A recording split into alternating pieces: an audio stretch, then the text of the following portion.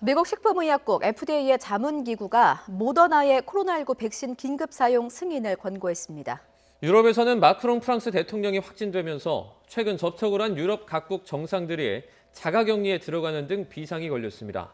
국제부 조수영 기자와 함께 자세한 내용 살펴보겠습니다. 어서 오세요. 어서 오세요. 안녕하세요. 예, 먼저 새벽에 들어온 소식부터 좀 살펴보죠. 미국에서는 고위험층을 대상으로 화이자 백신 접종이 시작이 됐는데 FDA 자문기구가요, 모더나 백신에 대해서도 긴급 사용 승인을 권고했다, 이런 내용이 들어왔어요. 네, 그렇습니다. 오늘 아침에 들어온 소식이었죠. 예. 미 식품의약국 FDA의 자문위원회가 우리 시간으로 오늘 새벽 모더나 안건 심의를 마쳤는데요.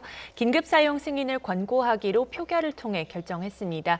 이에 따라 FDA 자문위원회를 권고를 토대로 FDA는 조만간 긴급 사용을 승인할 것으로 보입니다. 예. 이어 미 질병통제예방센터 CDC 자문위원회의 접종 권고 결정과 최종적으로 CDC 국장의 최종 승인이 이루어지면 접종이 가능하게 됩니다. 예. 앞서 화이자 백신의 경우 승인 절차가 초고속으로 진행됐죠.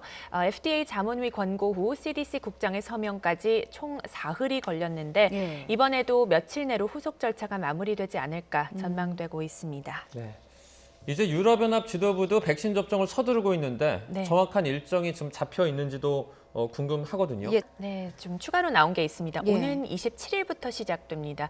폰데르라이엔 EU 집행위원장은 12월 27일, 28일 그리고 29일에 EU 전역에서 백신 접종을 개시한다고 밝혔습니다. 독일 등 일부 국가들은 27일에 시작되고요. 28일과 29일에 걸쳐서 국가별로 준비되는 대로 시작될 예정인데요. 27일이 휴일이지만 사안의 시급성을 고려해 접종 개시를 서두르게 된 겁니다. 예. 특히 EU를 주도하는 독일이 조속한 접종을 밀어붙인 영향이 컸던 것으로 보입니다. 다음 주 중 유럽의약품청과 EU 집행부의 승인 사용이 지금 이루어질 것으로 전망이 되고 있는데요. 예. 이를 전제로 백신 배송은 26일부터 벨기에와 독일에 있는 생산시설에서 시작될 예정입니다. 예. 네, 지금 백신이 희망의 불씨가 되고 있긴 하지만 유럽에서 확산세가 사그라들지 않고 있습니다. 이 마크롱 프랑스 대통령도 확진이 됐죠. 네, 맞습니다. 프랑스 대통령실인 엘리제궁이 발표한 내용인데요. 예. 마크롱 대통령은 코로나19 의심 증상이 나타나자 바로 검사를 받았고 현지 시각 17일 확진 판정을 받았습니다. 정확한 감염 경로는 아직 확인되지 않고 있습니다만 마크롱 대통령이 지난 10일부터 이틀 동안 브뤼셀에서 열린 EU 정상회의에 참석을 했습니다. 예. 이 자리에서 감염됐을 가능성이 제기되고 있어서 현재 조사가 진행 중입니다. 프랑스 보건당국의 규정에 따라 마크롱 대통령은 7일 동안 자가격리에 들어갔는데요. 예. 프랑스 질병통제국장의 얘기를 들어보시겠습니다. 예. C'est-à-dire qu'il s'est isolé aux moindres symptômes, et c'est exactement ce que nous disons à l'ensemble des Français. Il a fait un test au moindre doute, c'est ce que nous souhaitons aussi. Le tracing est en place. 엘리제궁은 마크롱 대통령이 원격으로 국정 업무를 계속 수행할 것이라고 설명했습니다. 현재 프랑스 정부 내에서는 국무회의에 참석한 장 카스테크 총리가 음성 판정에도 자가격리에 들어갔고요. 예. 영부인인 브리지트 마크롱 여사는 증상을 보이지는 않았지만 역시 자가격리에 들어간 상태입니다. 예, 마크롱 대통령의 확진 여파가 프랑스 내에서만 국한된 건 아닌 것 같습니다. 유럽의 네. 다른 지도자들로도 확산될 조짐을 보이고 있다고 하죠. 네, 엘리제궁은 최근 마크롱 대통령과 접촉한 유럽 각국 정상들에게 확진 사실을 알렸는데요. 예. 우선 확진 하루 전날 엘리제궁을 방문해 마크롱 대통령과 오찬을 함께한 안토니오 코스타 포르투갈 총리가 코로나19 검사를 받고 자가격리 중입니다.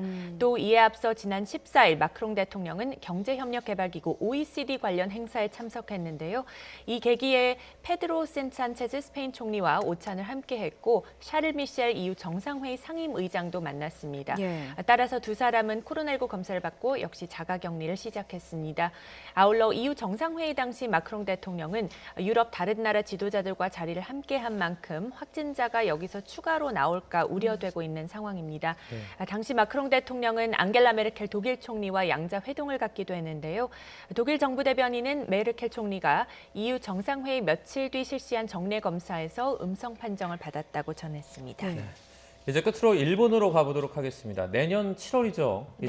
이제 도쿄올림픽이 개최될 예정인데 국제올림픽위원회 IOC 위원장이 거듭 강행 의지를 밝혔죠. 네, 그렇습니다. 토마스 바흐 IOC 위원장이 일본 니혼게이자 신문과 인터뷰를 했는데요.